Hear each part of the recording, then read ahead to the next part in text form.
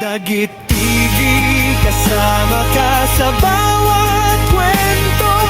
Buhay at pag-asa, damhin mo sa puso. Sa kwento ng buhay, tayo'y nagkakaisa. Inspirasyon at aral. TV, kasama ka sa bawat kwento. Buhay at pag-asa, damhin mo.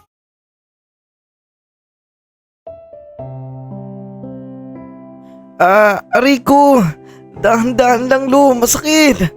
Ay nako, talagang bata ka. Ano ba kasing ginagawa mo sa buhay mo? Tingnan mo, napakalaki ng sugat mo dito sa paa mo. Lo, masakit po, dahan-dahan lang po. Ayaw mo kasi mag-iingat. Ilang beses na ako nagsabi sa'yo. Mag-ingat ka, lalo na't nandiyan tayo sa palayan. Hindi natin masasabi na palagi tayong ligtas. Nag-iingat naman po ako, Lo. Ang kaso nga lang po, hindi naman po maiwasan yung disgrasya eh. Alam kong hindi may iwasan. Pero kung dinodoble mo ang pag-iingat mo, hindi magkakaganito. Tingnan mo, napakalalim ng sugat mo sa paa. Natindog ka pa. Ang sakit talaga, Lo. Huwag niyo pong hugutin muna.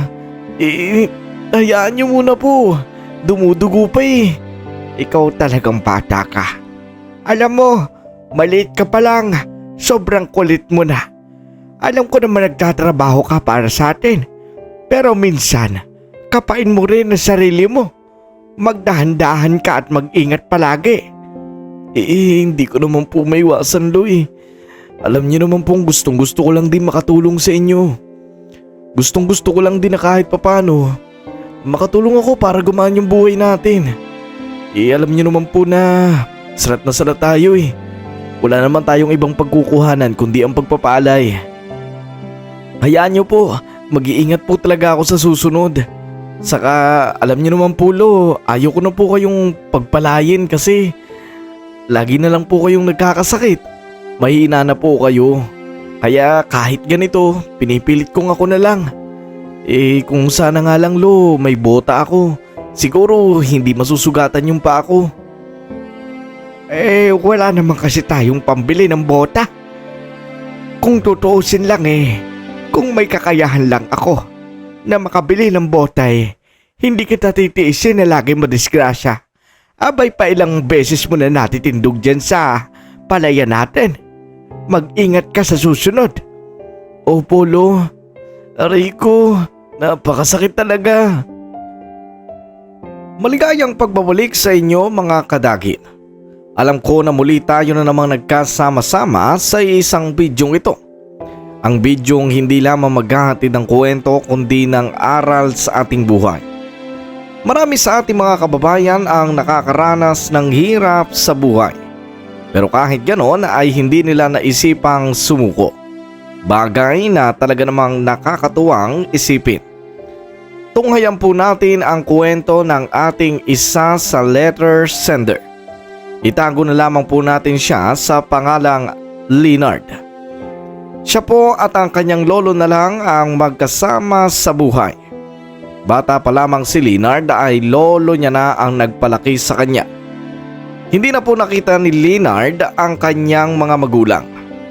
At aaminin ko po sa inyo na pasulat ako sa inyong programa dahil gusto kong ibahagi ang kwento ng buhay ko.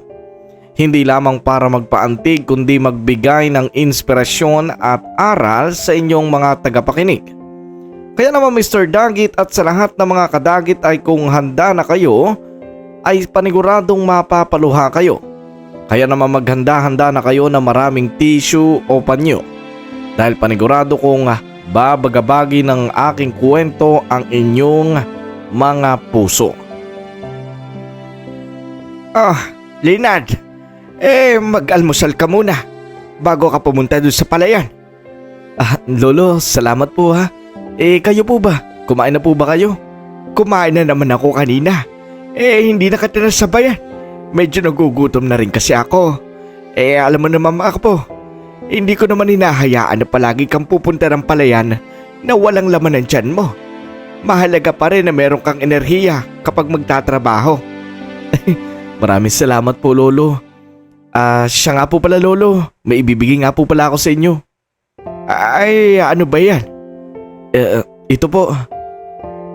Oh, saan naman ito galing? Malaki-laki ring halaga ito. 500 pesos po yan.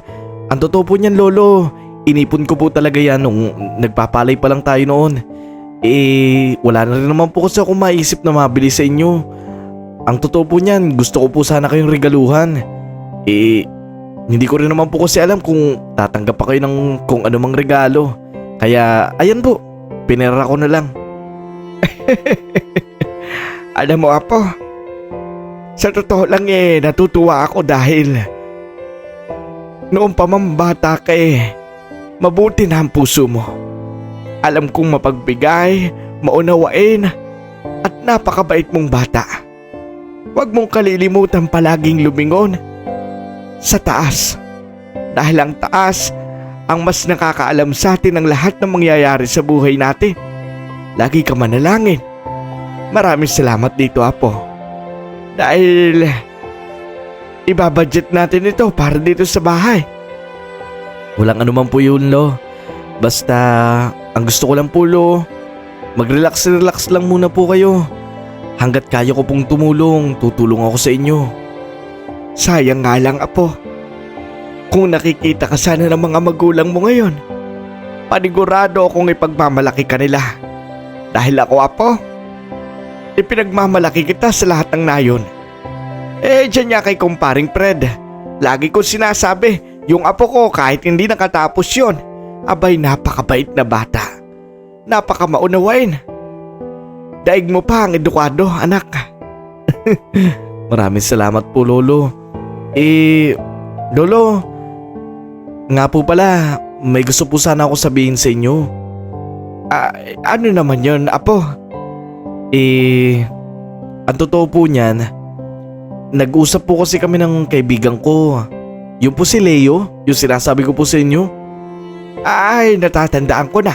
Si Leo, yung pandak. Opo, yun nga po. Yung kasamahan natin dati sa palayan.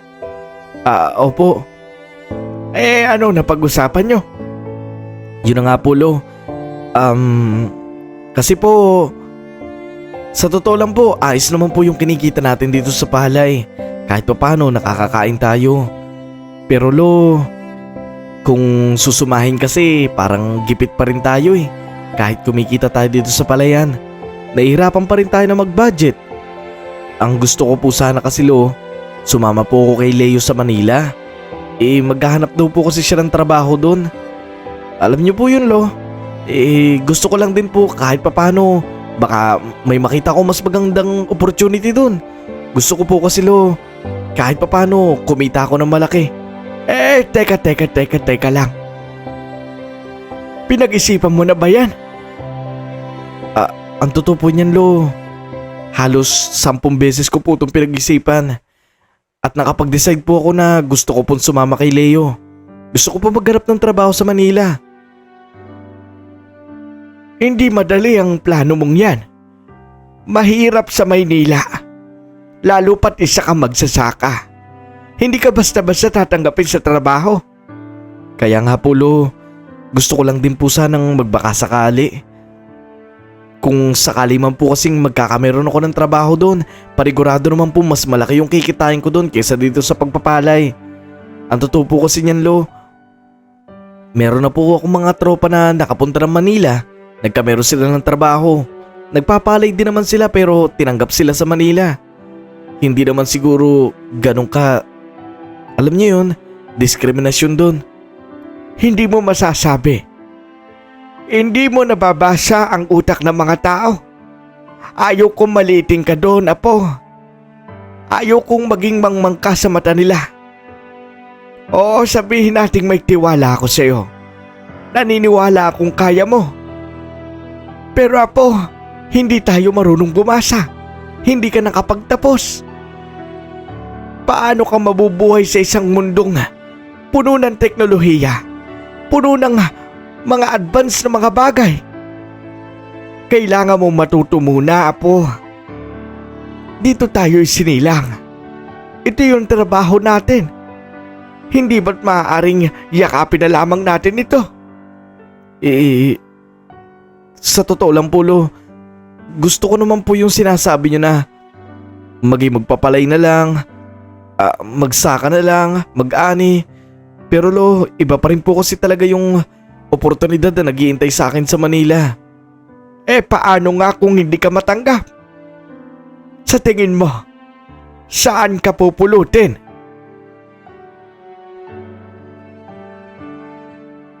Ang mga katagang yon, Mr. Dagit, ang tumatak sa isip ko. Mr. Dagit, ayoko maging selfish ng mga oras na yon. Gusto ko pa rin na makapag-decide si Lolo kung papupuntahin niya ako ng Manila para doon maghanap ng trabaho. Hindi kasi maikakaila na mahirap talaga ang buhay sa probinsya. Kaya nga merong iba na napapapunta na lang sa Manila upang doon magtrabaho. At totoo, Mr. Dagit, nahihirapan po ako sa palayan. Hindi dahil maarte ako pero dahil mahirap naman talaga. Mr. Dagit, marami po akong pangarap sa buhay.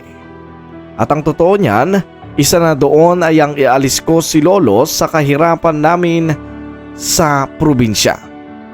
Gusto ko magbaka sakali sa Maynila na baka may makita akong mas maayos at mas magandang trabaho doon. Pero ang bagay na yon ay hindi ko alam kung paano ko sisimulan. Wala akong lakas ng loob noon, Mr. Dagit. Ang totoo niyan ay ang dala ko lang ay ang aking pangangatwiran. Na gusto ko magtrabaho, gusto ko makapag-apply. Pero hindi ko alam kung paano ako makakalusot sa mga pagsubok ng buhay sa Maynila. Alam ko na mahirap at iba ang pamumuhay sa Manila. Alam ko, Mr. Dagit, na marami akong kakaharapin na mga obstacle bago ko marating ang gusto kong makuha doon.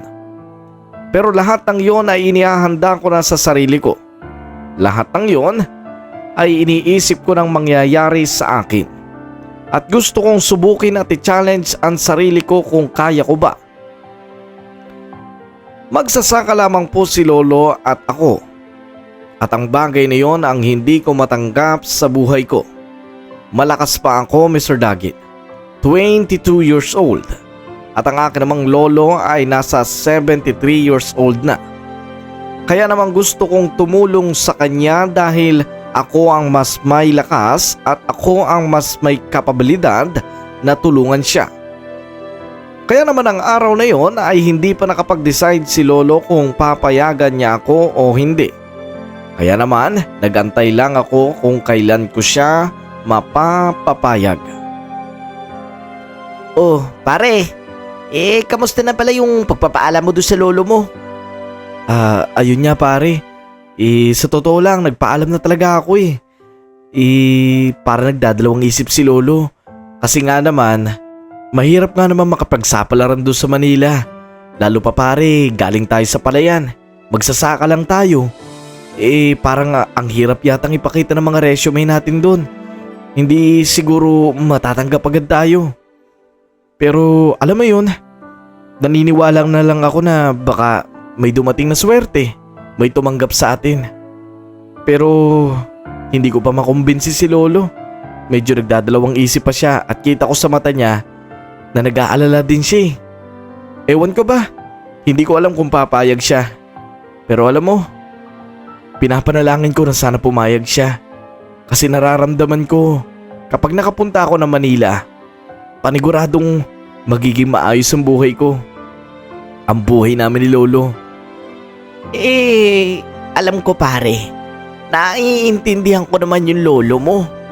Ang kaso nga lang pare, parang wala naman tayong kinabukasan dito sa pagsasaka. Alam mo yun, nabubuhay nga tayo araw-araw. May kinakain tayo. Ang kaso mo, yung estado ng buhay natin, hindi naman umaangat. Hindi naman sa naghahangad pa ako ng mas mataas ha. Gusto ko lang sana syempre, makaranas din naman akong kumain ng masasarap. Saka gusto ko ring makatira sa bato na bahay. Alam mo yun? Gusto ko maranasan yung mga bagay na nararanasan ng mga tao maaluan sa buhay. Kaya pre, pag-isipan mo din. Panigurado naman ako mapapapayag mo yung lolo mo. Basta kilikilitiin mo lang din. Kaya nga pare, alam kong malaki ang oportunidad na nag-aantay sa atin sa Manila. At gusto kong kunin lahat ng oportunidad na yun. Gusto kong patunayan sa mga tao nang mamaliit sa atin noon na hindi lang tayo hanggang dito. Gusto kong patunayan sa kanila na may ibubuga tayo. Hindi lang tayo magsasaka. Hindi lang talaga palay yung tinatanim natin, kundi nagtatanim din tayo ng pangarap. Tama naman yan pare. Basta kung ako sa'yo pre, sabihin mo na lang din sa lolo mo na para sa kanya din naman to. Para sa inyo. Saka pre, nabalitaan ko nga pala. Yung dati natin kasama, yung nagpapalay din. Sino? Yung si Ninyo ba yun? Si Ninyo? Yung dating maputi dito na nagpapalay din? Oo, si Ninyo. Ano daw ang balita sa kanya? Alam mo pre, na-promote na daw siya na na-promote sa trabaho dun sa Manila. Alam mo ba kung magkano yung pinapadala niya ngayon sa pamilya niya? Magkano naman daw? Nasa 15,000. Isipin mo yung pre, napakalaki nun. Panigurado, hati pa sila dun ng pamilya niya. Yung kalahati sa kanya, tapos yung kalahati dun sa pamilya niya. Kaya pre, pag-isipan mo, kita mo yun, napakaganda ng buhay dun. Kaya nga pare, alam mo kung meron lang akong ganung kalaking pera, hindi ko siguro alam kung saan ko gagastusin yun. Saka paniguradong sobrang saya siguro ni Lolo. Alam mo, ibabalita ko rin yan sa kanya pag uwi ko. Mr. Dagit, sa tuwing nag-uusap kami ni Leo ay palagi niyang banggit sa akin kung kamusta na daw ba. Kung ako daw ba ay pinayagan na ni Lolo na lumuwas ng Maynila. Pero ang palagi kong sagot sa kanya ay paulit-ulit na hindi. Dahil ayaw nga ni Lolo na ako ay lumayo sa kanya. Natatakot daw kasi siya sa maaaring mangyari sa akin doon. Natatakot siya sa mga taong pwedeng mangmaliit at manlamang sa akin. Hindi ko nga naman kilala ang mga taong makakasalumuha ko sa Manila. At oo, hindi rin ako sanay sa mga tao doon. Iba ang mga bahay doon at iba rin ang lugar na yon para sa akin. Para akong isang pagong na inilipat ng bahay. Ganon na mangyayari. Kaya naman Mr. Dagit, sa mga sinasabing yun sa akin ni Leo ay lalo ako namomotivate na magpunta ng Manila. Lalo pa nang mabalitaan kong si Ninyo na aming tropa dati ay mataas na ang tungkulin sa Manila. Malaki na ang naipapadala niya sa pamilya niya. Bagay na sobra kong ikinaiinggit. Yung inggit na gusto ko ring marating. Hindi inggit na parang ako ay may kasamaan sa ugali. Halo, kain na po tayo. Naihanda ko na po yung mga pagkain. Ay, ayos nga ito. Alam mo Apo, kahit paulit-ulit yung ulam natin, ayos lang ito. Basta wag ka lang umalis sa tabi ko. Yun na nga po Lo eh. Alam niyo Lo, paulit-ulit na nga po ako sa inyo. Araw-araw na akong nagpapaalam kung pupunta ako ng Manila pero hindi niyo pa rin ako pinapayagan. Kailan ko kaya maririnig yung matamis na oo nyo? Para mo naman ako nililigawan yan Apo. Hindi naman ako dalaga. Lo naman. Alam nyo Lo, sa totoo lang tama po yung sabi ni Leo. Kapag nagpunta po ako ng Manila, para sa atin naman din dalawa yun eh. Para sa akin din yun, para sa inyo. Para may kinabukasan tayo. Dito sa palayan, sa pagsasaka, mahihirapan tayo Lo. Lalo pat napakakarampot lang naman ang kinikita natin. Hindi naman sa inaano ko yung nagpapasahod sa atin ha. Pero hindi talaga kasapat eh. Sapat naman Apo eh. Nakakakain naman tayo, hindi ba? Palagi namang hindi tayo nagkukulang.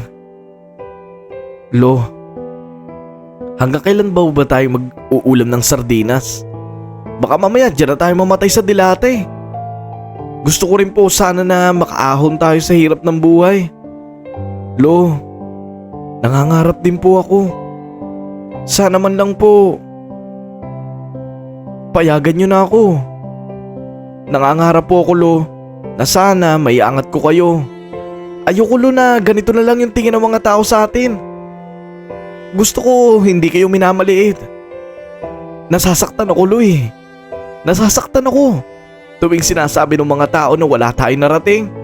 Tuwing sinasabi ng mga tao na hanggang dito lang tayo. Sobrang nasasaktan ako. Biktima tayo ng kahirapan, Lo. Pero wag naman sana tayong maging biktima ng maling pag-iisip. Wag po kayong matakot, Lo. Hindi na po ako bata. Hindi na po ako yung Leonard na kuting dati. Kung dati po, lagi nyo pa akong karga, lagi nyo pa akong akay, para lamang makapaglakad ako dahil madadapa ako. Ngayon, Lo, kaya ko nang pigilan ng pagkadapa. Kaya ko nang lumaban. Ilaban ang pangarap ko, Lo. At uulitin ko, Lo. May pangarap din ako. At ang pangarap na yun gusto ko matupad kasama ka. Hindi naman po sa pag-aano, Lo, pero malapit na po kayong mawala dito eh. At ayoko pong mawawala kayo na ganito yung sitwasyon natin. Hindi nyo man lang naranasan na kumain sa restaurant. Hindi nyo man lang kumain ng masasarap na pagkain. Gusto ko, Lo, makalaya tayo sa kahirapan. Yun lang naman po yung pangarap ko na gusto kong marating eh. Apo, kailangan nating tanggapin. Hindi lahat ng nangangarap ay natutupad. Hindi lahat ng pangarap ay posibleng mangyari. Oo, Apo, libreng mangarap. Libreng magkagusto sa kung ano mang gustong gusto mo. Pero Apo, may pangarap din ako doon. Alam mo kung anong pangarap ko? Hindi ko po alam, Lo. Gusto ko lang makakain ng lechon na baboy. Yan ang pangarap ko noon. Bata pa lang ako, Apo. Nandito pa lang ako sa palayan. Pero ni minsan hindi ako nakatikim ng baboy, anak. Ni minsan hindi ako nakakita ng lechon. Kaya binitawan ko ang pangarap ko. Gusto kong malaman mo, Apo. Sabi ng iba, libreng mangarap. At abutin mo ang pangarap mo. Pero sa estado natin sa buhay, Apo, hindi. Ibang-iba tayo. Malayo tayo sa katotohanan, Apo. Gusto kong malaman mo yan. Bakit, Lo? Dahil po ba mangmang tayo? Dahil hindi tayo nakapagtapos? Lo, gusto kong malaman yun na marami mga tao nang galing sa walang-wala. Mas mahirap pa sa atin. Mas mahirap pa sa daga. Pero tingnan nyo ngayon yung buhay nila. Maayos. May nasusuot sila mas maganda. Nakakakain sila ng ayos. Ang gusto ko lang naman, Lo, gusto ko magsubukan. Hindi naman siguro masamang subukan eh. Gusto kong kahit papaano maramdaman man lang na sinubukan ko yung pangarap ko. Sabi niyo, Lo, gusto niyo makakain ng lechon, di ba? Tama ka, Apo. Gusto ko makakain ng lechon bago mamatay. Pero ang pangarap na yan matagal ko nang binitawan. Hindi, Lo. Hindi ganun ang nangangarap. Dahil ang taong may tunay na pangarap, ni minsan hindi niya yung bibitawan. At alam ko, Lo, na hanggang ngayon hindi niyo pa rin binibitawan ang pangarap na yan. Kinain lang kayo ng sitwasyon na hindi niyo kayang abutin. Na hindi niyo kayang abutin na kumain ng lechon. Kaya akala niyo binitawan niyo ng pangarap niyo. Sige nga, Lo. Bibigyan ko kayo ng lechon ngayon. Panigurado ko, kakainin niyo hindi ba? Kasi pangarap niyo yun. Ganon din po ako, Lo. Hindi mawawala ang pangarap kong to hanggat hindi ko sinusubukan. At yung gusto nyo matupad yung pangarap nyo, Lo, hayaan nyo po akong patunayan sa inyo na kaya ko. Hayaan nyo po ako na patunayan sa inyo at patunayan sa lahat ng tao na kaya natin. Nag-aalala ako sa iyo, Apo. Ayaw ko naman pumunta ka doon para kumuha lang ng lechon. Yan ka na naman, Lo eh. Huwag mong gawing biro lahat to.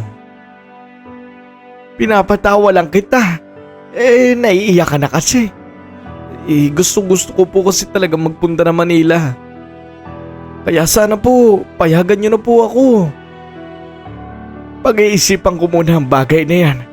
Bigyan mo muna ako ng ilang buwan. Sige po. At saka kumain na po pala tayo. Kanina pa po naghihintay yung pagkain. Di ba po sabi niyo bawal paghintayin yung pagkain? Ay oo nga pala. Pasensya ka na, Apo, sa nasabi ko. Hindi naman kita pinipigilan sa pangarap mo. Pinipigilan ko lang yung trahedya na maaari mangyari sa'yo. Natatakot talaga ako, Apo. Hindi talaga ako kampante. Pinapangako ko po sa inyo, Lo, kung papayagan niyo ako, hinding mangyayari yung iniisip niyo. Babalik ako sa inyo ng buo at makikita niyo ako naglalakad na nakangiti. Na iba na ang daladala kong buhay. Hindi ang buhay ng magsasaka, kundi ang buhay ng isang taong asinsado. Pag-iisipan ko muna, Apo. Sige po, kain na po tayo. Mr. Dagit, sa totoo lang po ay nape-pressure na din ako sa buhay ko. Hindi ko alam kung ano pa ba ang dapat kong gawin at kung anong paraan pa ang dapat kong isulong. Nabigla din po ako, Mr. Dagit, sa sinabing yun ni Lolo. Meron pala siyang isang kakarampot na pangarap. Pangarap na makakain ng lechon. Isipin nyo na lang mga kadagit at Mr. Dagit kung gaanong kahirap ang buhay namin. Kahit ang pagkain na masasarap na pagkain ay ginagawa ng pangarap ng iba. Ganoong kahirap at ganoong kasaklap ang buhay namin. Sa totoo lang, Mr. Dagit, alam na alam ko na ang lasa ng sardinas. Palagi kasing yan ang ulam namin. Nag-iista kasi ako sa bahay ng marami niyan dahil yun naman kasi talaga ang lagi namin kinakain. Bukod sa matagal naman ito ma-expired ay okay din naman siyang kainin. Pero kahit ganoon ay nauumay din naman ako, Mr. Dagit. Kung minsan ay naiisip ko din na hanggang kailan kaya kami kakain ng ganito. Gusto kong iangat ang estado ng buhay namin pero ewan ko ba kay Lolo. Hindi ko rin naman kasi siya masisi, Mr. Dagit. Alam ko ang takot na mararamdaman ng mga mahal mo sa buhay kung sakaling lalayo ka sa piling nila. At ang bagay na yon ay hindi ko na kontrolado. Kaya gusto kong patunayan kay Lolo na kayang-kaya ko. Isang umaga nga noon ay nagulat na lamang ako ng Apo, gumising ka. May surprise ako sa'yo. Lo, ano po yun? Tinan mo ito, Apo. Tinan mo. Bota? Saan po galing yan? Ay nako, may masusuot ka na. Huwag mo nang intindihin kung saan galing yan. Iisukat mo. Teka lang, Lo. Mahal po ang bota. Saan po nang galing yung pinambili nyo nito? Huwag mo nang itanong. Isukat mo na lang. Sige po. Ang ganda po nito, Lo. Pangarap ko po talaga na magkameron ng bota. Yung pa ako, parang paano nang hindi mo maintindihan eh. Ang dami ng tusok-tusok. Lagi na lang ako natitindog. Ay, teka lang ha. Baka nananaginip lang ako, Lo. Hindi ka nananaginip, Apo. Totoo ito. Totoo pala ito. Pero Lo, saan nga po kayo kumuha ng pambili nito? Apo, nanghiram muna ako sa kapitbahay. Yan ka na naman, Lo. Ikakabayad lang natin ang utang nung nakaraan, Lo. Tapos ngayon, nanghiram na naman tayo. Gusto kong ibili ka ng bota. Palagi ka na lang natitindog eh. Lo naman. Ayos lang naman po kahit walang bota eh. Mag-iingat na lang po ako. Pero kung mangungutang pa po kayo para dito, parang mali na po yun. Kaya ko naman po yung sarili ko eh. Nag-iingat na po ako. Hindi na po ako palagi natitindog. Apo, gusto kong irigalo yan sa'yo. Ilang birthday mo na nagdaan. Hindi naman kita nabibigyan ng regalo, hindi ba? Kaya tanggapin mo yan. Sige na, ay ako ang bahala sa utang na yon. Ay nako Lo. Pero Lo, ayoko man tong tanggapin pero salamat po. Maraming salamat Lo. Kasi pangarap ko po talaga to eh. Talagang gustong gusto ko magkabota. Ewan ko ba? Bota na lang, ikinahihili ko pa sa iba. Natutuwa naman ako sa iyo, Apo. Lo, para naiiyak po kayo ha. Wala lang ito. Parang sa akin lang eh. Ang hirap ng buhay natin eh. Patawarin mo ako, Apo. Kung yan lang ang kaya kong ibigay. Lo naman. Wala naman pong problema kung ito lang yung kaya nyong ibigay eh. Ang aga-aga pinapaiyak nyo ko Lo. Ayos lang po to Lo. Salamat po Lo. Doon Mr. Dagit ay niyakap ko nga si Lolo ng mahigpit. Kahit kitang-kita ko ang pagod sa kanyang katawan, naibigay niya pa rin sa akin ang bota na yon. Mr. Dagit, lagi po kasi ako natitindog ng mga bagay-bagay sa palayan. Dahil nga wala akong bota na katulad ng sa mga kasamahan ko. Lagi lang ako nagtatapak kapag nagpapalay. Maraming mga matatalas na bagay na natatapakan ko at hindi ko namamalayang nasusugatan na ang paa ko. Mararamdaman ko na lang ito kapag nahiga na ako at natulog. Minsan ay naaawa na rin sa akin si Lolo kaya naman siguro pumasok sa isip niya na bigyan ako ng munting regalo. At ang regalong ito ay sobra kong minahal Mr. Dagit. Halos katabi ko pa nga ito pagtulog. Pagkatapos sa palayan, lilinisin ko ito ng malinis na malinis. Yung tipong para itong bagong bili. Ganun ko kamahal ang regalo sa akin ni Lolo. At nakikita ko Mr. Dagit na tuwang-tuwa naman sa akin si Lolo dahil nga kahit papaano'y pinapahalagang ko ang mga bagay na ibinibigay niya sa akin. Sa totoo lang, ni minsan ay hindi pa po ako nakatanggap ng regalo sa buhay ko. Kaya naman ang unang beses na makatanggap ako ng bota ay sobrang nabiak ang puso ko Mr. Dagit. Hindi dahil sa galak na maisuot ito, kung hindi dahil sa tagal-tagal ng panahon na naghintay ako ng isang biyayang darating sa buhay ko.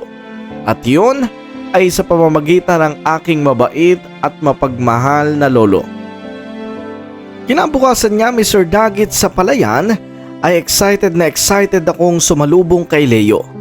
Kasama ko noon ang aking lolo Isko, kung saan ay ipagmamalaki ko ang bota na binili sa akin ni Lolo. First time ko nga naman kasi magkamero ng bagay na yun, syempre Mr. Dagit ay ipagmamayabang ko na ito. Leo! Oh, Leonard! Ang kasama mo pala si Lolo Isko. Oo nga eh. Sa totoo niyan pre, may pagmamalaki ko sa iyo ngayon. Ano naman yan? Ito oh, may bota na ako. Ibinili sa akin to ni Lolo. Alam mo yun, gift niya daw. Tinan mo pre, napakaganda. Wow! Pre, iba pala yung design ng ilalim nito. Ano? Iba yung design ng ilalim nito. Pabilog yung design niya sa ilalim. Yung mga ngipin niya. Yung amin kasi, pabox. Nagtawanan na lamang ang lahat ng nandoon. Totoo kasi Mr. Dagit. Ewan ko ba pero nagkataon na iba ang design ng nabiling bota ni Lolo. Yung ilalim nun ay pabilog. Pero bota din naman ito na ginagamit sa palayan. So hindi naman nagkamali ng bili si Lolo. Iba lang talaga ang ngipin nito sa ilalim. Nagtawanan ang lahat ng mga tao doon, pati na rin ang aking lolo Isko. Noong araw na yun, Mr. Dagit ay pinagmalaki ko sa lahat ng mga kasamahan ko ang aking bagong bota. Sabi pa nila, makakaiwas na daw ako sa trahedya. Masasaya naman silang lahat ni Sir Dagit dahil para yon sa akin. Lahat ng mga nakakasama ko doon ay ni minsan ay hindi ko naman nakitaan ng kasamaan ng ugali. Bagay na ipinagpapasalamat ko din. Makalipas lamang ang ilang oras namin sa palayan ay nagpaalam na rin si Lolo upang bumalik na sa amin. Hindi kasi siya kaya magtagal doon dahil medyo mainit doon at baka mamaya'y ma-stroke pa ang lolo ko doon. Inihatid ko siya sa bahay at bumalik naman ako sa trabaho sa palayan. Doon ay nag-usap nga kami ni Leo tungkol sa trabaho sa Manila. At syempre, napag-usapan din namin ang sinabi sa akin noon ni Lolo na pangarap niya. Yon ay ang makakain ng lechon bago siya mamayapa. Leo, total kakatapos lang din naman ng trabaho natin. Magkwentuhan muna tayo dito. Mamaya na muna natin yan itrabaho ulit. Pre, masaya ako sa'yo dahil may bota ka na. Natutuwa lang din talaga ako. Iba kasi talaga yung design ng ilalim niya. Tignan mo yung sa akin pabakso. Kaya nga no. Ewan ko, siguro nagkataon lang talaga na may mga ganitong nilalabas yung factory. Pero, by the way pre, may sasabihin pala ako sa'yo. Ano naman yun? Huwag mo sabihin pinayagan ka na ng lolo mo. Paniguradong mas maganda yun. Hindi pre, sa totoo lang hindi pa talaga ako pinapayagan. Nakailang sabi na talaga ako kay lolo niyan. Pero hanggang ngayon, negative talaga. Saka, may sinabi kasi sa akin si lolo. Sabi niya sa akin, pangarap niya daw na makakain ng lechon. Sabi niya bago siya mamaya pa gusto niya makakain nun. Hindi naman sa pagano pre, pero alam mo naman na may katandaan na talaga si lolo. Alam mo, gusto kong ibigay kay lolo yung pangarap niya na yun. Gusto ko makakain siya ng lechon. Hindi man sa ngayon, siguro sa mga susunod na buwan. Gusto ko makaipon Gusto ko ibigay sa kanya yung pangarap niyang yun. Lechon? Sa bagay, masarap din naman kasi talaga yung lechon Ang kaso nga lang, mahal yun dito sa atin. Sobrang mahal. Paniguradong lulugso kayo. Yun na nga gusto ko naman matugunan yung kahit papano napakaliit na pangarap ni lolo. Alam ko naman na kaya kong pag-ipunan yun. Kahit lang 1 kilo, ayos na yun. Yun na nga pare. Ang kaso mo nga lang, paano ka naman makakaipon? Ang liit naman ang kinikita natin dito. Baka may alam ka dyan na may iba ka pang racket. Kahit maglabandera ako. Labandera? Lalaki ka pare. Pambabae lang yun. Hindi ka marunong maglaba. Marunong ako maglaba pre. Sa totoo lang, ako naman yung palagi naglalaba sa amin gusto ko lang talaga pre na maranasan din yung mga ganong trabaho. Saka, alam mo yun, experience na din. Bigyan mo ko. Gusto kong makaipon talaga. Gusto ko ibigay yung pangarap ni lolo bago siya mawala. Hindi naman sa pinapanalangin ko mawala si lolo pero alam mo yun, anytime kasi baka mamaya hindi natin alam kung ano mangyari. Gusto kong kahit papano maranasan man lang ni lolo na maabot yung pangarap niya. Naawa din kasi ako sa kanya pag nakikita ko siya pre, sa totoo lang awang-awa na ako sa katawan niya. Yung tindig niya, yung mga mata niya. Alam mo yun, hindi niya man sabihin sa akin pero alam kong pagod na siya sa buhay. Alam kong gusto niya na magpahinga. At gusto ko, sa madaling panahon pre, gusto ko iparana sa kanya na maabot niya yung pangarap niyang yun. Saan naman tayo hahanap ng paglalabahan mo pre? Saka, wala kasi akong kilala na nagpapalaba dito Lahat naman dito sa atin, palaging mga ganun na lang. Sila na lang yung naglalaba sa ilog. Kaya nga Diyan kaya sa may bayan, may mga malalaking bahay dyan, di ba? Baka sakaling magpapalaba sila. Kahit 150 lang, ayos na yun. Seryoso ka ba dyan pre? Nako, lalo kang mahihirapan yan. Saka mapapagod ka. Ayos lang yung pre kahit hindi makatikim ng ganun yung lolo mo. Gusto ko nga tuparin yung pangarap niya pre. Gusto kong tuparin. Gusto ko bago siya mawala dito, makain niya yung gusto niyang kainin. Bahala na. Kung mapagod man ako, ayos lang sa akin yun. Basta gusto kong paghandaan yun. Yung araw na sinasabi niyang yun, na gusto niya makakain ng lechon bago siya mawala. Ikaw ang bahala, pre. Ang magagawa ko lang, samahan ka sa paghahanap ng mapaglalabahan mo. Yun na nga pre, yun na nga talaga yung gusto kong i-request sa'yo. Masasamahan mo ba ako? Masasamahan naman kita kapag wala tayong trabaho dito sa palayan. Pero kapag may trabaho tayo, alam mo naman na hindi tayo pwedeng basta-basta nilang huminto dito. Kasi lahat tayo may binabantayan dito na tanim. Yun na nga eh.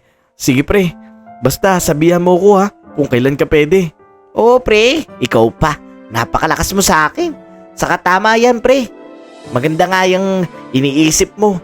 Kahit papano, mararamdaman ng lolo mo na mahal mo siya. Para namang hindi niya nararamdaman niya yun. Grabe ka naman. Mr. Dagi, totoo po ang mga narinig nyo. Gusto kong iparamdam kay Lolo kahit papaano kung paano maabot ang kanyang pangarap. Kaya naman nag-isip ako ng paraan noon kung paano ako makakaipon ng pambili ng lechon. Gusto kong ipatikim kay Lolo kung ano ang kanyang pangarap. Gusto kong ibigay sa kanya at sa harapan niya ang matagal niya nang minimiti at hinihiling sa Panginoon. Alam ko Mr. Dagit na sa iba ay tatawanan lang ito.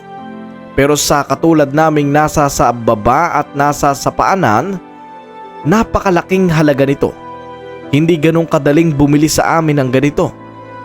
Dahil Mr. Dagit mas marami pa po kaming ginagastusan at mas maliit ang aming kinikita kesa sa aming gastusin araw-araw.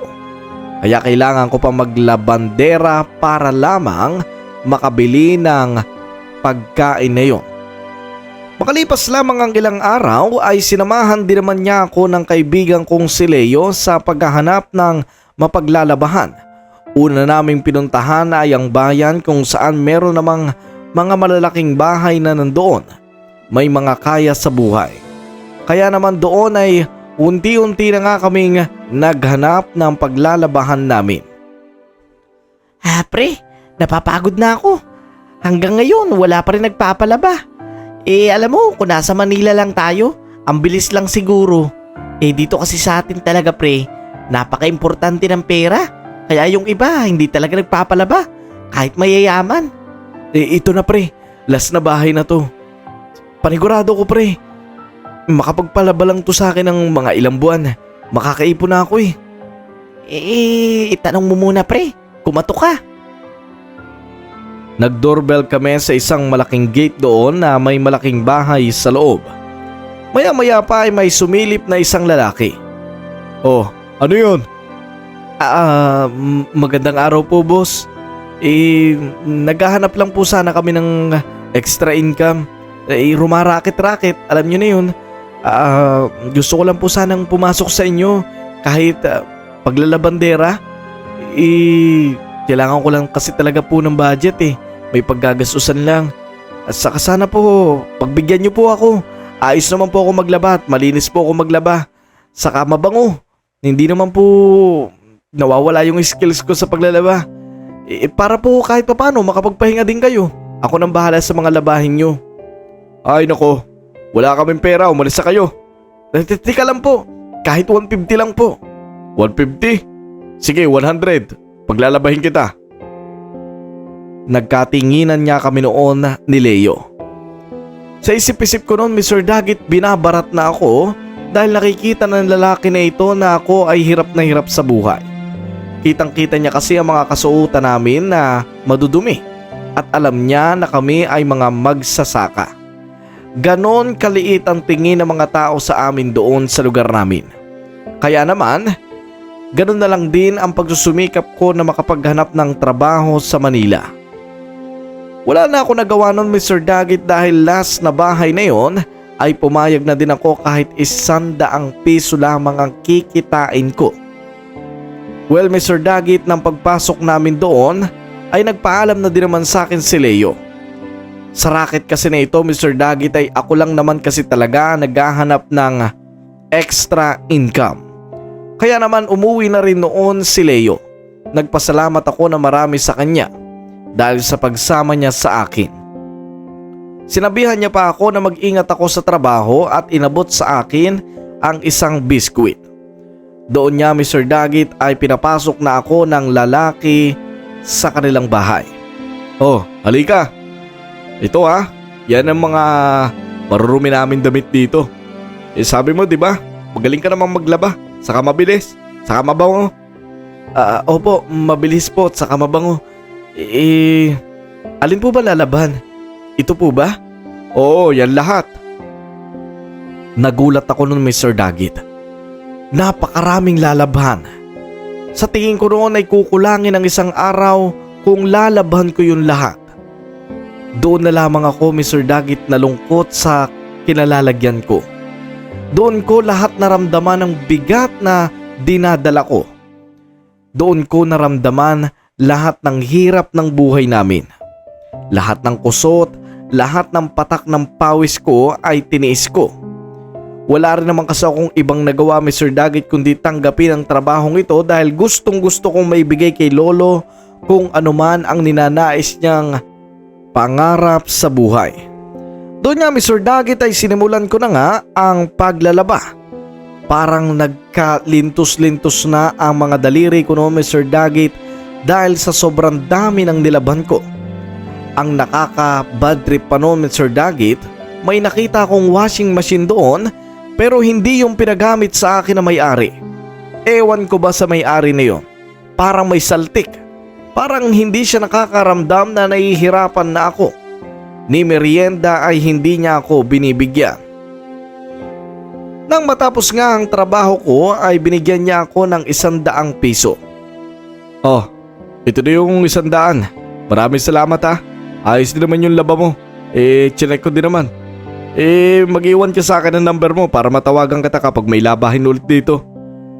Ay, wala po kasi akong cellphone Kahit ako na lang po pumunta dito, bigyan nyo na lang po ako ng date kung kailan. Basta mga 2 linggo, bumalik ka na dito. Sige po, babalik po ako. Habang naglalakad ako noon, Mr. Dagit, at basang-basa ang aking buong katawan ng pawis, ay tinitigan ko na lang ang 100. Naiisip ko noon, Mr. Dagit, ito lang ba ang katas ng lahat ng pinaghirapan ko? Ewan ko ba kung bakit ganitong kahirap ang buhay ko, Mr. Dagit? Para ako masisiraan ng bait noon. Pero kahit ganoon ay iniisip ko na lang na lahat naman ng ito ay kapag napagtagumpayan ko, may bibigay ko ang gusto ng aking lolo. Yon ay ang makakain ng lechon. Lo, andito na po ako. Pabukas po ng pinto, Lo. Ay, Diyos ko. Ay, saan ka galing? Bakit gabi ka na? Lo, pasensya na po. Tumambay po ko sa na Leo. Alam niyo po yun. Nag-usap-usap lang po, saka nagbanding-banding ng konti. Matagal-tagal na rin po ko sa hindi nakakatambay sa kanila. Baka sa mga susunod na 2 weeks po, tumambay po ulit ako doon. Pasensya na po talaga, Lo. Hindi na po ko nakapagpaalam kanina. Huwag ka nga alis ng ganon. Diyos ko, kanina-kanina pa kitang hinahanap pa. Nag-aalala din ako sa'yo. Aba, isipin mo rin naman, may nag-aantay sa'yo. Mr. Dagit, ng araw na yon hindi ko muna sinabi kay Lolo kung anuman ang ginagawa ko sa buhay. Siyempre, Mr. Dagit, secret ang lahat ng ito. Kaya naman hindi ko muna sinabi sa kanya kung saan ba talaga ako nanggagaling. Nagalit pa nga sa akin nun si Lolo dahil siyempre ay nag-aalala din daw siya sa akin kung nasaan na ako. Kung saan-saan pa daw niya ako pinagtanong sa kapitbahay. Hindi naman niya mapuntahan ang bahay nila Leo dahil medyo may kalayuan niya yun sa amin. Pero ipinaliwanag ko sa kanya na doon lamang ako galing. Kaya naman napanatag na din siya. Hindi ko masisi siya kung bakit siya nagalit sa akin. Lalo pa at mali din naman talaga na umuwi ako ng gabi. Umuwi ako noong Mr. Dagit ay mag-aalas 10 na. Lakad lang din po kasi ako pauwi ng bahay. Dahil kung ako ay magko-commute ay mababawasan pa ang 100 na kinita ko. 100 na nga ay mawawala pa. Kaya noon Mr. Dagit ay tinago ko muna ng ilang araw, ilang buwan ang aking paglalabandera. Ang aking kinikita sa paglalaba Mr. Dagit ay inilalagay ko sa isang papel. Kung saan ang papel na ito ay may nakasulat kung para kanino ito. At nakalagay doon, para sa aking lolo, sa pangarap niya at bago siya mamayapa. Doon nakalagay yon sa papel Mr. Dagit. Lahat ng kinita ko. Nakaipon-ipon na ako noon Mr. Dagit at kaunting-kaunti na lang ay makakabili na ako ng hinahangad ni lolo. Hanggang sa dumating nga ang araw na hindi ko inaasahan. Apo, halika rito. Lo, bakit po? Hubarin mo muna yung bota mo. Ikaw talaga mahal na mahal mo talaga yung bota mo. Syempre naman lo, bigyan nyo to Saka galing po pala ako ng palayan kanina. Ayos naman po. Marami naman po na ani kanina kaya ayun, kumita naman po kahit papaano. Ito na po lo. Apo, may sasabihin ako sa'yo. Ano po yun? Di ba matagal mo nang inihiling sa akin na makapunta ka ng Manila? Opo, bakit po? Teka lang, huwag ka muna ma-excite. Sige po lo, bakit po? Papayagan na kitang pumunta ng Manila. Talaga po lo? Ibig sabihin po, makakapunta na po ako ng Manila? Makakapaghanap na po ako ng trabaho doon? Ganun na nga po. Basta ang gusto ko lang, mag-ingat ka doon. Lagi mong alalahanin lahat ng aking mga payo. Huwag na huwag kang kung saan pupunta. Huwag na huwag kang magtitiwala kahit kanino. At kung may mamaliit sa'yo, lumaban ka. Huwag ka magpapabaya na maliiting ka ng ibang tao. Maraming salamat lo. Sobrang pangarap ko po talaga makapunta ng Manila. Gustong gusto ko pa maibigay sa inyo lahat ng mga magagandang buhay na naiisip ko. Bakit niyo po ako pinayagan pala lo? Ano po yung pumasok sa isip niyo? Si Leo na kasi mismong kumausap sa akin. Ang sabi niya sa akin, payagan na raw kita. Kasi matagal-tagal mo na daw talagang pangarap yon. Naaawa din naman ako sa kalagayan mo dyan sa palayan. Pero sa totoo lang, kaya naman talaga kita ayaw payagan Natatakot ako. Alam mo naman na napakahirap kung malalayo ka sa akin, hindi ba? Maraming salamat po lo. Huwag po kayo mag-alala. Pangako po. Pangako po lo. Wala po dapat kayong ipag-alala sa akin. Kung ano po ako ngayong umalis, ganun po ako babalik. Basta ipangako mo. Ipinapangako ko po lo. Mag-iingat po ako. Very good. Kailan ka pala luluwas? Sabi po kasi ng papa ni Leo, pahihiramin daw po nila ako ng pangluwas. Kasi kasama ko rin naman po si Leo doon Ganun ba? Siya, sige. Paano naman ang komunikasyon natin? Mamimiss ko ang apo ko. Yun nga po lo. Hayaan nyo po. Hihingin ko na lang po kay Leo yung isa niyang cellphone para kahit papano makatawag siya dito. Sa kanya na lang din po ako makakikitawag. Nakakahiya naman siguro yun. Ayos lang po yun lo. Alam niyo naman po na napakabait ni Leo. Alam ko na maiintindihan niyo ni Leo. Siya, sige apo. Basta sabihan mo ako kung kailan ka luluwas. At doon na nga Mr. Dagit, para po akong binuhusan ng malamig na tubig. Para akong isang isda na nabunutan ng tinik. Sobrang sarap sa pakiramdam na simula ngayon, makakapagtrabaho na ako at makakapunta ng Manila. Kaya naman noon Mr. Dagit ay agad-agad na nga po akong nagpunta kay Leo para ibalita ang napakagandang balita kung saan pinayagan na nga ako ni Lolo. Pumayag din naman si Leo na ibigay kay Lolo ang kanyang lumang cellphone para daw matawagan namin si Lolo at may komunikasyon kami. Nag-set na din si Leo agad ng date kung kailan kami luluwas. Yun ay mangyayari sa katapusan ng buwan. At sa kasamaang palad, Mr. Dagit, hindi pa rin ako nakakaipon ng pambili ng lechon ni Lolo. Kaya't ang pinalano ko na lang ay iwan ko muna ang pera sa aking damitan at doon sa Manila ako magsusumika para madagdagan pa ito at maibili ko ang aking lolo ng pinapangarap niya. Makalipas nga ang katapusan ng isang buwan, doon niya ay pumunta na kami ng Manila. Mr. Dagit, sa totoo lang, bago po ako umalis ng bahay ay tinitigan ko muna si Lolo. Niyakap ko siya na mahigpit at sinabi ko sa kanya na mag-iingat ako. Yun lang naman kasi lagi ang gusto niya mangyari, ang mag-ingat ako sa pupuntahan ko. Mr. Dagit, sobrang hirap sa akin na humakbang papalayo kay Lolo. Ewan ko ba, na mga panahong yon ay parang may pumipigil sa akin na huwag akong umalis. Apo, ito na ang araw na pupunta ka ng Manila. Diyos ko, mag-ingat ka doon na po ha. Lagi mong tandaan na mahal kita. Gusto kong isipin mo palagi na may babalikan ka pa dito ha. Mag-ingat ka doon. Sa totoo lang kagabi, parang gusto ko nang bawiin yung pagpayag ko. Lo naman, nandito na po tayo. Magtiwala lang po kayo sa amin. Magtiwala lang po kayo sa akin.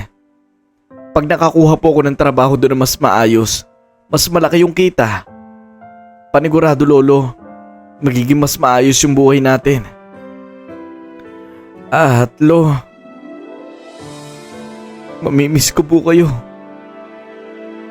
Sa totoo lang po, sobrang hirap pala. Parang humahakbang pa lang ako sa inyo ngayon palayo. Nasasaktan na ako eh. Pero kailangan to eh. Kailangan natin tong gawin. Kailangan kong gawin. Para sa atin, Lolo. Kaya sana po, suportahan niyo ako, ipagdasal niyo ako. At mag-iingat ako lagi, Lolo, doon. Pangako ko sa inyo, Lolo, na babalik ako. Dadala ko ang pangarap natin parehas. Yun ay maging mas maasenso tayo. Patawarin niyo po ako kung medyo naging pasaway ako ngayon. Pero patutunayan ko po sa inyo, Lolo, na may mararating itong lakad ko. Huwag po kayo mag-alala sa akin. Sabi ko nga, hindi na ako yung batang Leonard. Ako na yung matandang Leonard. Kahit hindi niyo na po ako akayin, kayang-kaya ko na po. Sana po, Lo, sa panahon na to, hayaan niyo po akong bumawi sa inyo. Sige, Apo. Naniniwala ako. Basta babalik kang buo at ipangako mong aalagaan mo sarili mo. Wala na doon si Lolo para paglutuan ka, para gamutin ang mga sugat mo. Mag-ingat ka doon, Apo. Opo, Lolo. Pwede po bang payakap, Lo? Pwede, Apo. Doon niya ay niyakap ko ng huling beses ang lolo ko. At naglakad na nga kami ni Leo papalayo sa amin. Habang ako'y naglalakad papalayo ay tinatanong ko pa rin si Lolo na umiiyak pa din. Gusto kong bumalik noon pero malilate na kasi kami. Kaya naman ako ay nagmadali na din na sumakay sa tricycle para kami ay hatid sa bus na nag-aantay sa amin. Do Mr. Dagit ay nakita ko ang luha ni Lolo noon na talaga namang kitang-kita ko ang lungkot sa kanyang mga mata. Pero para sa pangarap ay kailangan ko itong gawin. Nang unang araw nga namin sa Manila ay medyo nahirapan pa kami sa paghahanap ng trabaho.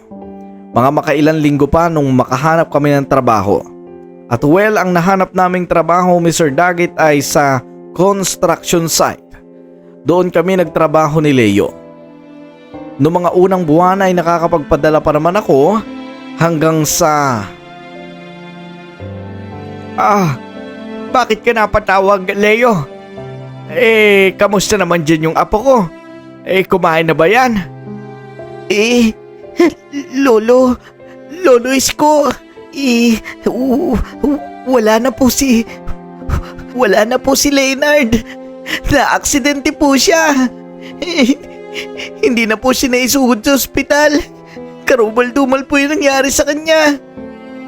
Ay, Diyos ko. Anong sabi mo? Diyos ko, pupunta ako dyan.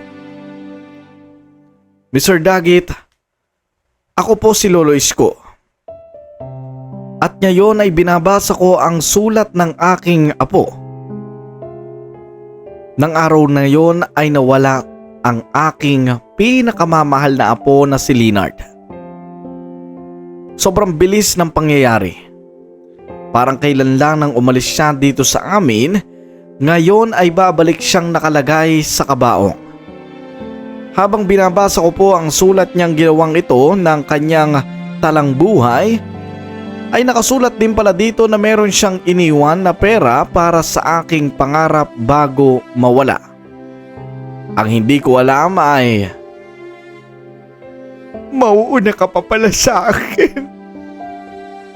Bakit hindi mo sinabi agad?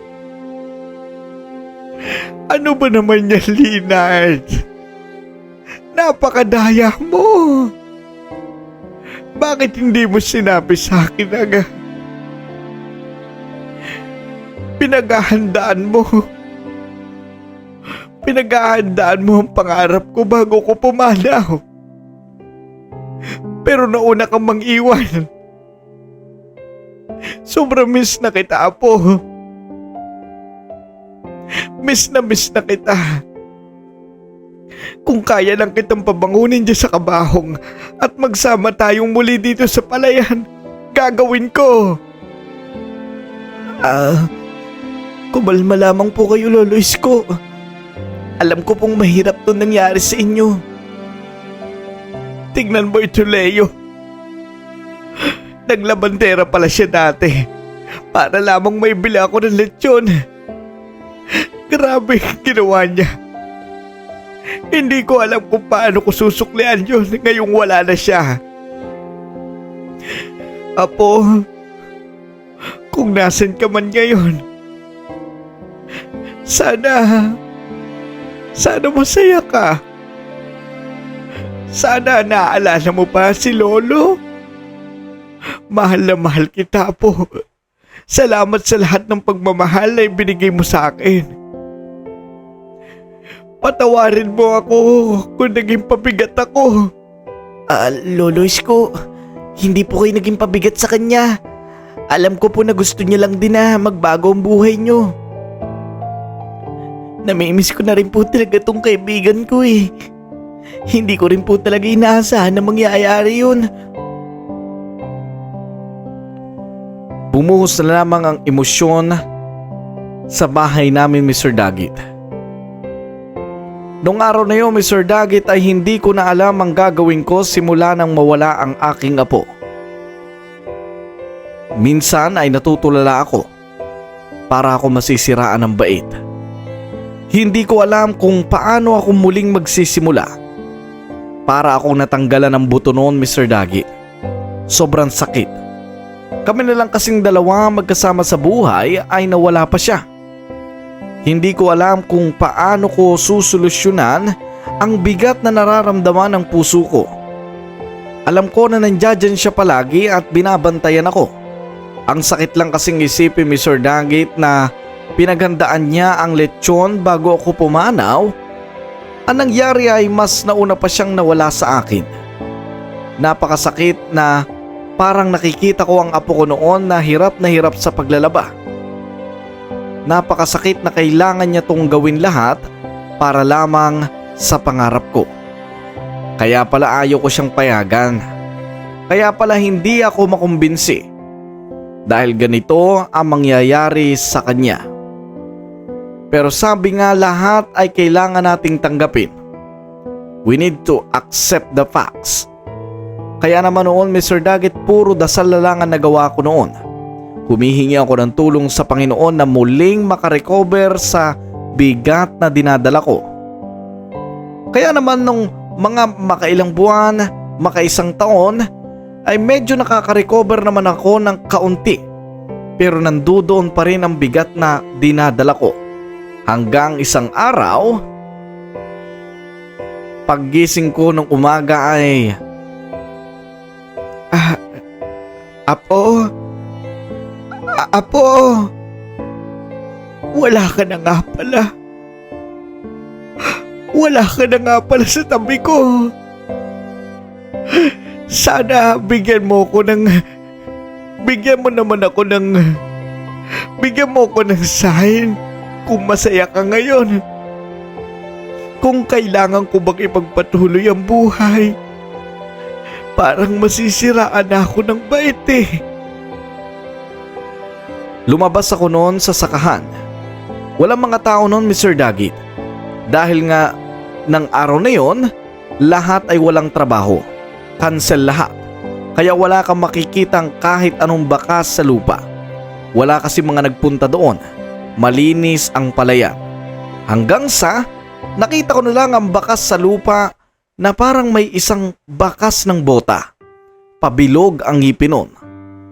At nagulat ako noon, Mr. Dagit, at napaiyak na lang ng sobra.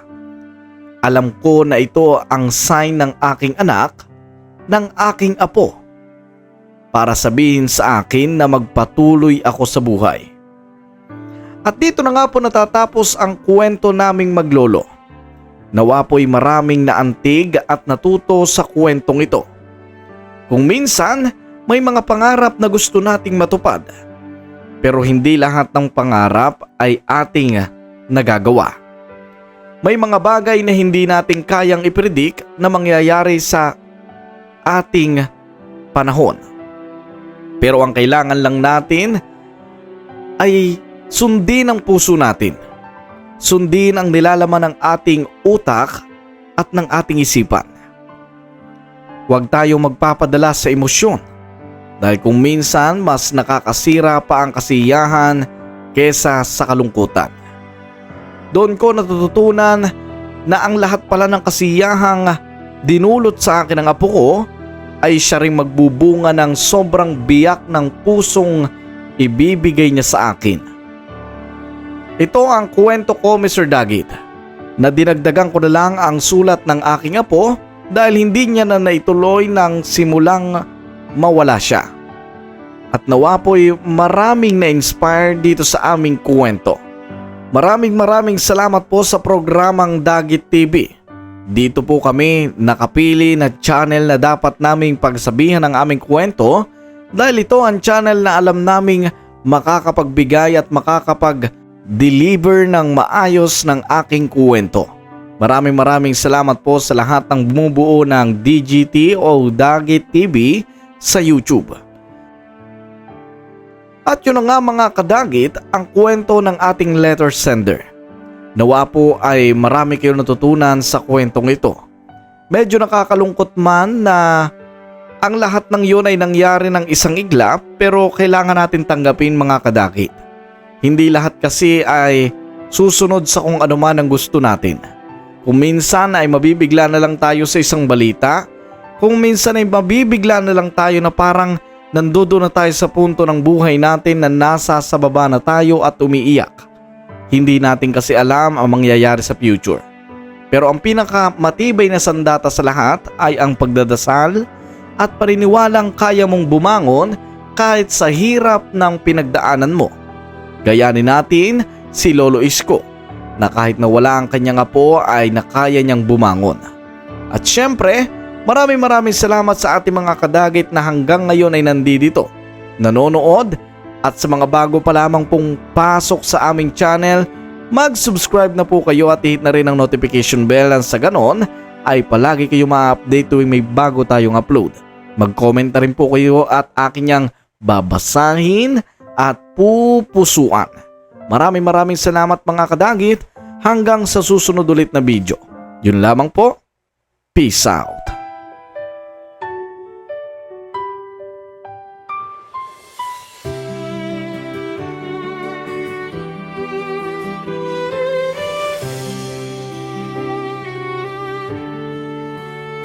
Sa bawat araw na dumarating,